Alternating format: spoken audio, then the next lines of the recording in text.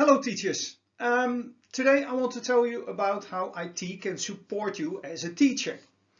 And we discussed that last time about creating documents, etc. But there's new development that really helps you. When I was thinking about the IT support and being a teacher, what's the best place to be a teacher nowadays? Is it Uganda or is it the Netherlands? And I'm not talking about the weather. Because then it's clear you want to go to Uganda, but in the Netherlands it's cold. This is a picture from this morning. It's cold and Uganda is much better. But that is not what I'm talking about when I want to compare the two, because there are benefits in Uganda being a teacher nowadays.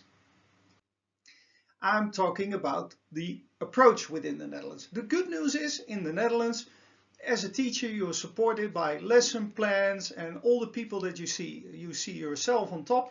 You're the teacher and you get help by all kinds of information material, score sheets, quizzes, tests, lesson plans, reading material, books, etc. And everything is being thought through what's the best way to do things.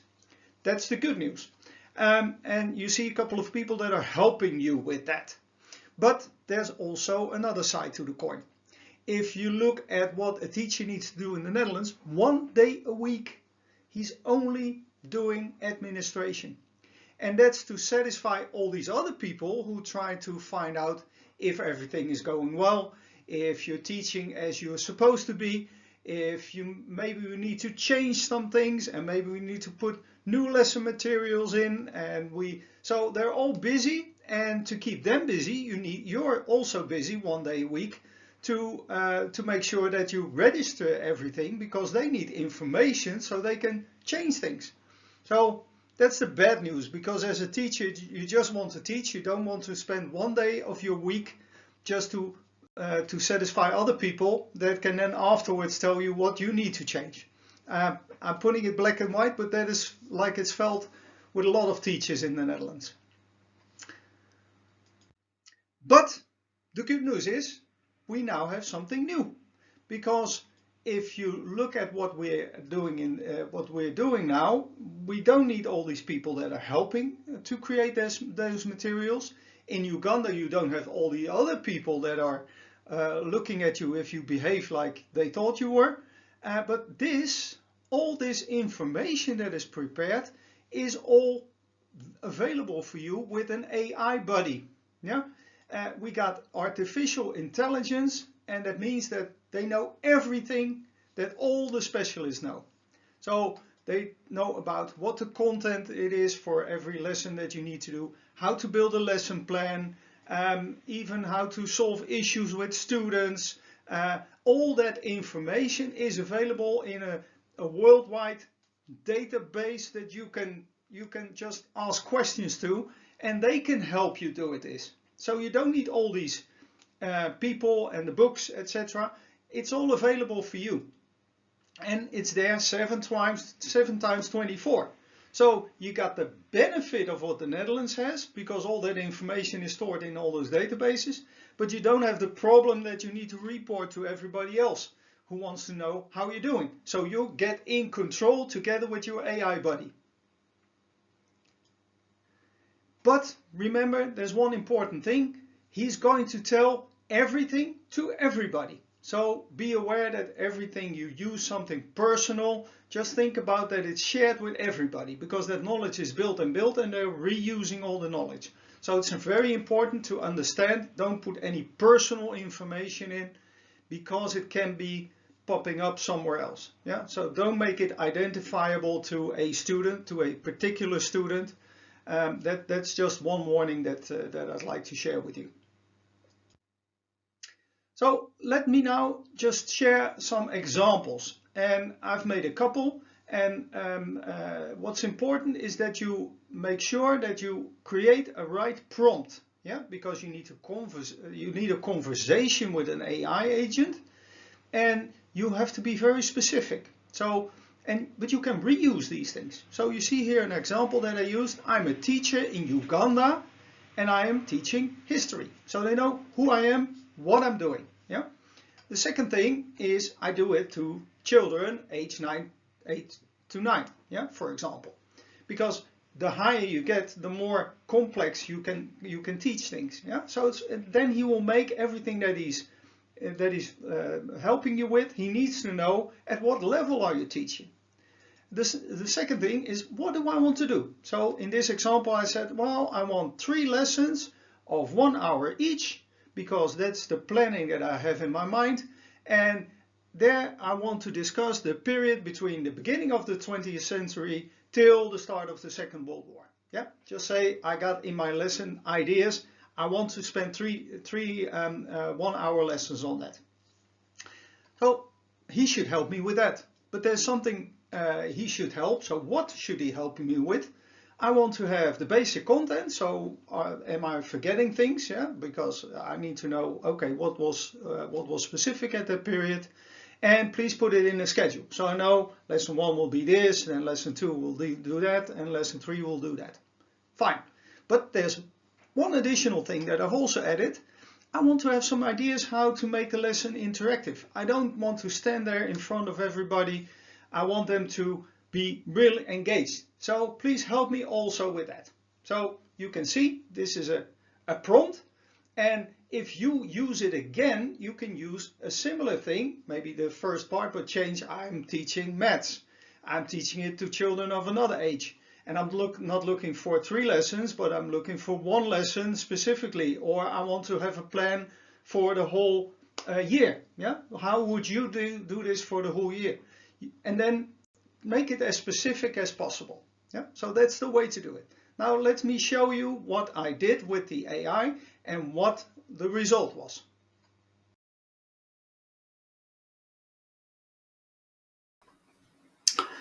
For AI we can use different tools. I'm using here Gemini, and this is a free version. I'll only show you free versions. And here you see on the blue side that I've put the information that we shared, and he is replying to me, that sounds like a fascinating and important period to teach. He's always very enthusiastic. And then he says, I've created a 3 lesson plan outline with basic content and interactive ideas suitable for a 1 hour format. And then he makes a document out of it. And here on this side, you see the document. And you can ask different types of things. He's just saying what he's doing and why he thinks this is a good way. And you can ask some additional questions or change things. But let's just find out with this one example what he made. A history lesson plan, The World in Change. The target group is 8-year-olds. And what is lesson 1? The world wakes up. So technology, faster life before the change. Most people traveled by foot. They didn't have electricity, and now we got radio, we got cars and airplanes, and what was the feeling? And what should we do in the lesson? Present, ask children how to draw 2 pictures. How they think people traveled, how people travel now, and what are the changes. So you engage the students and give them some examples. Yeah, and here it is in detail. I'll share this document with you so you can have a look at it in more detail. But you see that he's split it into 3 different lessons. Here another one, lesson 2, the big sad war, yeah, the first war. And then he says the roaring 20s, what is happening then?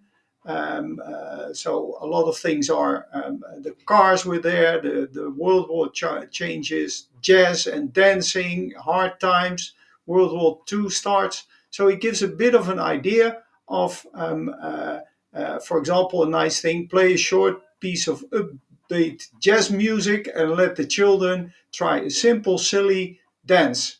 So you get them involved. It's just an example of what you can do.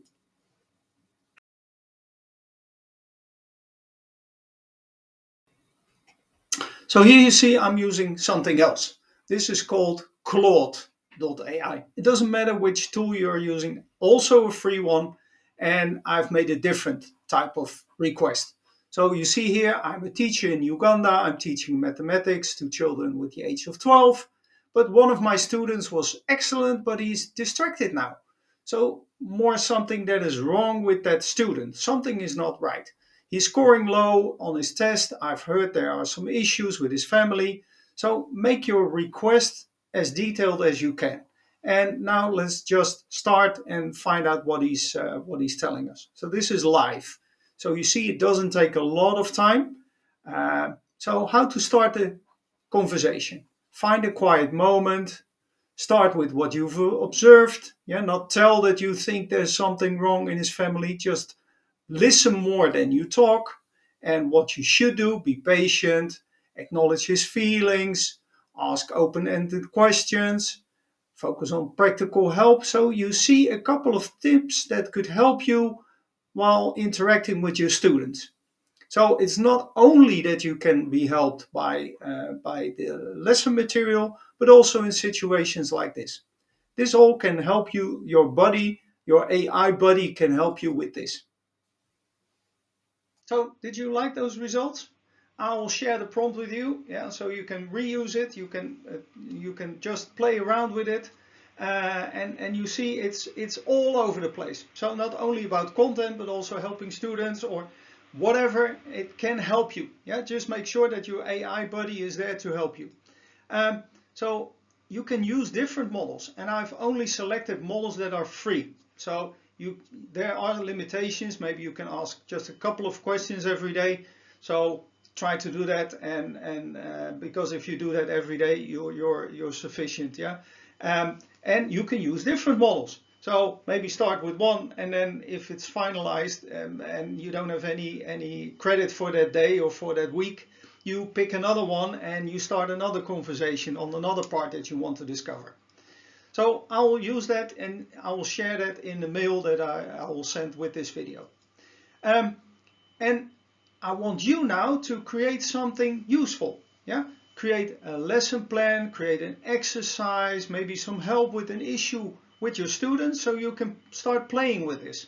And it's important then that you share it with each other. So maybe find somebody, yeah, if one-on-one you talk to a peer of yours, what did you do, what did I do, and try to discuss how that works. Yeah, and maybe if you're all together, maybe you can have a conversation and everybody presenting what he got out of the system. So you start to learn from others, yeah, because if you also ask this, the prompt will get better. And maybe you get some generic prompts that you can share together. Yeah, not only I'm a teacher in Uganda and I'm teaching this, but maybe there are some specific things that you would like to share. Yeah, I don't want to spend a lot of time behind the computer, or the students have these characteristics. You can put that in, and he will take care of the. He will be. His answer will be tuned to what you're telling him. And afterwards, please let me know what you did. Let me know if you liked it. Please share some of the examples that you made, because yeah, we need to build upon this before I arrive, and going back from this this very wet Netherlands, cold Netherlands, to the nice and shiny Uganda when I'm over. Okay, that was all for today. See you next time.